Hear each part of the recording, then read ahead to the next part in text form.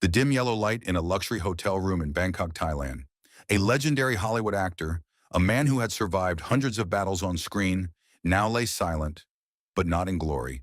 No audience, no applause, no red carpet. Only silence, and a mystery that shook the world.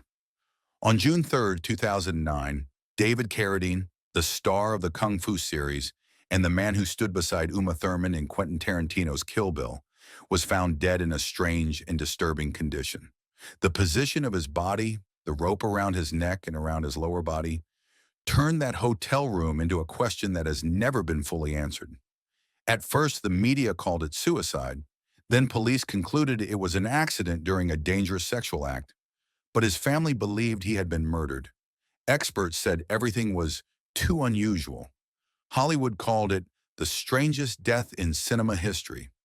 A man who once stood before the camera like a martial arts philosopher left this world wrapped in silence and confusion. And one question still echoes. How did David Carradine really die? His story is not just a strange death. It is the journey of a beautiful soul full of wounds, talented, lonely, empty, and in the end, a farewell that left the world in shock. David was born on December 8, 1936, in California, into a creative but chaotic family.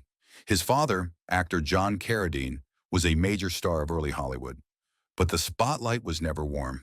His childhood was filled with arguments, instability, and long stretches of silence. He grew up feeling lost, never finding a place to belong, always hungry for affection. His unstable behavior led him to multiple care centers and boarding schools. Every place he stayed carried the traces of a child who didn't know where he belonged. When he grew up, he chose art, not to become famous, but because the stage was the only place where the world actually listened to him. Under the lights, he was not lonely David anymore. He was someone else. Strong, deep, mysterious. But childhood wounds never disappear. They followed him through failed relationships, addictions, and long nights of silence. And perhaps these empty spaces pushed David toward an ending so mysterious that the whole world still asks questions. In the early 1970s, Hollywood changed.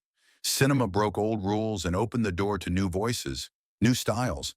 And David Carradine unexpectedly became the soul of that era.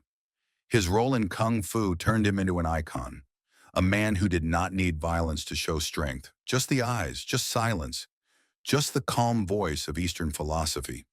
In a time when America was drowning in war and division, his character became a quiet voice of healing.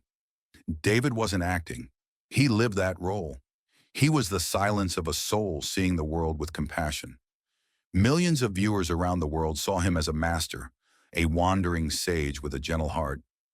But behind the lights, David was still the wounded child, never quite fitting in, never feeling enough. Then came Kill Bill. Like destiny, Tarantino brought him back into the spotlight. White hair, deep eyes, slow voice. Hollywood realized this man was born to be a legend, but fame cannot save a lonely soul. And after the applause faded, David sank into years of silence, years that would eventually lead to the strangest death of his life. For success never erased the real pain. David had 4 marriages, yet no peace. He drank, he relied on pills, and he fought long battles with depression. The world saw a kung fu master, but the hardest enemy he ever faced was himself. He once said, "I can become anyone in front of a camera, but when the lights go out, I no longer know who I really am." That sentence was a prophecy. Colleagues said he feared loneliness more than anything. When filming ended, when everyone went home, David often sat alone in silence. Acting was his painkiller. Without it, his mind returned to the empty rooms of his childhood. During these silent years, he began chasing dangerous sexual practices to feel alive. Police records suggested he practiced autoerotic asphyxiation, but family members insisted David would never risk his life like that. So what was the truth?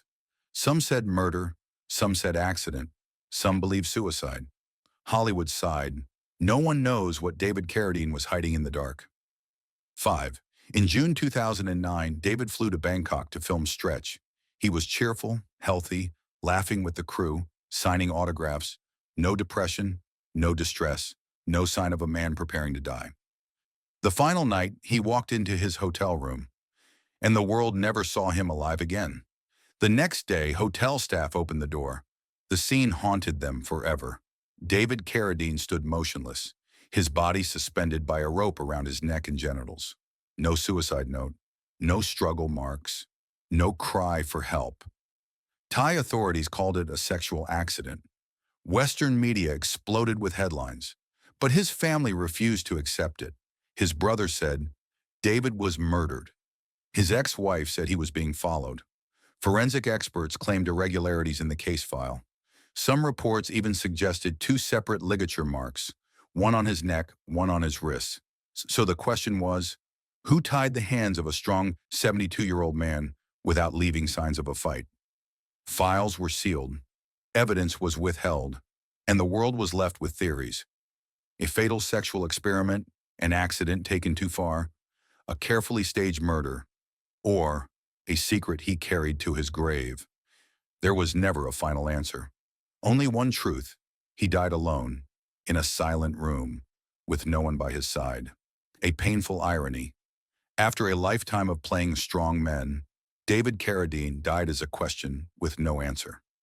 More than 15 years later, his death remains one of Hollywood's greatest mysteries. But if we strip away the scandal, the rumors, the confusion, what remains? A man unlike anyone else. A philosopher wandering through Hollywood chaos. A lonely soul who spent a lifetime making audiences smile, even when his own heart was falling apart. Millions still rewatch Kung Fu every year. Tarantino still calls him irreplaceable. Fans around the world still leave flowers beneath his posters. Maybe the true legacy David left behind is not his strange death, but a deeper question. Why do those who bring light to others so often fail to find light for themselves? His life was like a candle burning beautifully to the very end. But when everyone left the theater, he faded into darkness alone. And perhaps the lesson is, even the strongest heroes on screen carry invisible wounds. And sometimes the ones who make the world laugh are the ones who cry the most when the night falls. How many artists are smiling for the camera while their hearts are breaking in silence? And when we look back one day, will we remember the fame or the way they longed to be loved? If this story touched you, leave a candle emoji below to honor a legend who left the world quietly.